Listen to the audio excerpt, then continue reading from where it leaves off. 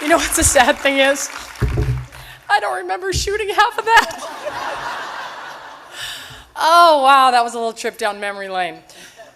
Thank you, thank you. I'm sitting here and I'm feeling incredibly inspired today, and I am so deeply honored to be up here with you, ladies, truly. One of the most exciting things and exciting parts of this today is that it's called New York Women in Film and Television. I arrived here from Los Angeles 14 years ago, and I always wanted to move to New York. And of course, I always wondered if I'd ever be able to call myself a New Yorker. So I think I'm getting closer to that title.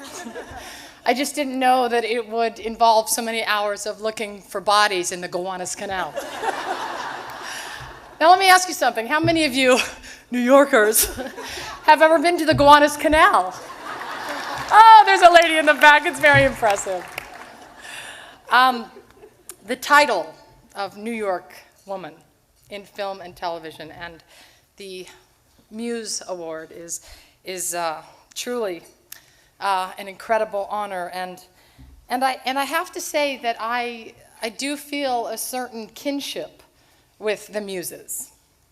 Melpomene, the Muse of Tragedy, Terpsichore, who was the Muse of Dance, Polyhymnia, who is the Muse of Sacred Poetry, because I am sure that nobody could pronounce their names either. Hey, aren't you Marcia Haggerty? Aren't you Mariska Harmony? No, that's what they say. I'm being totally serious. So one definition of a muse is a woman or force personified as woman who is the source of inspiration for a creative artist. Now, as many of you know, and it was stated earlier this evening, that my mother was the actress Jane Mansfield. Thank you. I thank you on her behalf. And she died when I was just 3 years old. And so on this day, when I find myself in this room full of powerful forces personified as women, I miss her very much, and I wish she was here. There's a picture of her in a director's chair with her measurements on the back. 40. Yes, 40.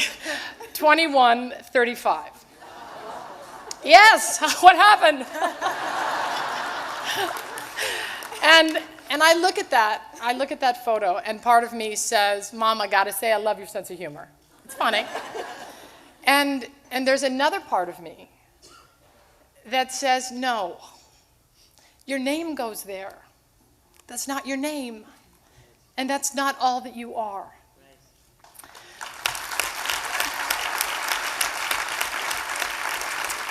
And that was indeed not all that she was.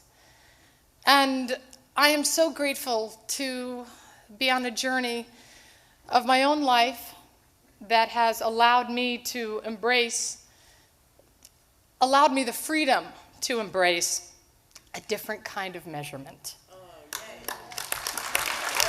A journey that has allowed me to define for myself what it means to be a woman of dimension.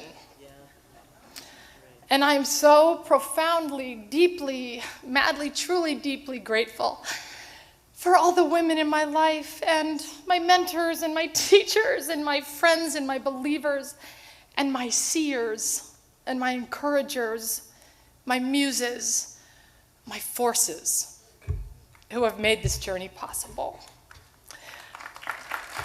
Thank you. I also would like to acknowledge and express great and deep gratitude to a specific force personified as women in my life, a remarkable collection of muses, and those are the survivors of rape and sexual assault, the survivors of domestic violence and child abuse, who inspired me to start the Joyful Heart Foundation. Their courage in the face of some of the worst that life has to offer, the courage to speak, to disclose, to risk abundant joy again after deep, deep, deep trauma. That courage makes me and all of us at Joyful Heart want to do more and create more and solve more and work for more. Now, one of the first things that I learned in my acting class in my first year of Meisner was that acting is all about the what-if game. And you have to believe it and act it with everything that you are. So that same question has guided me in my life. What if I could have this array of really cool things on the back of my director's chair? Actor, activist, mother, wife, friend, professional, artist. Yes, all of the above, and more to come, please. What if my role on this TV show could turn into something more? What if we could turn it into a foundation? So what if also guides our work at Joyful Heart? What if we can help a survivor move from beyond simply surviving to fully reclaiming their lives? What if we could create a community where there is no shame and no stigma around sexual assault? Where survivors could come forward and tell their stories, where perpetrators were held accountable?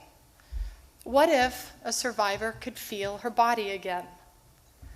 What if we could get the Violence Against Women Act reauthorized after 31 senators voted against it this year?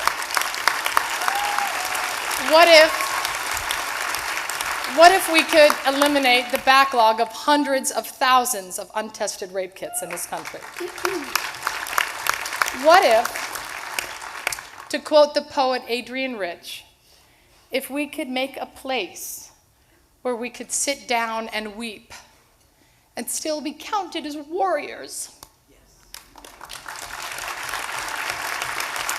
And what if we could do all of that so that our daughters, my daughter, Amaya, among them, could live in a world that's different from the one that we live in today.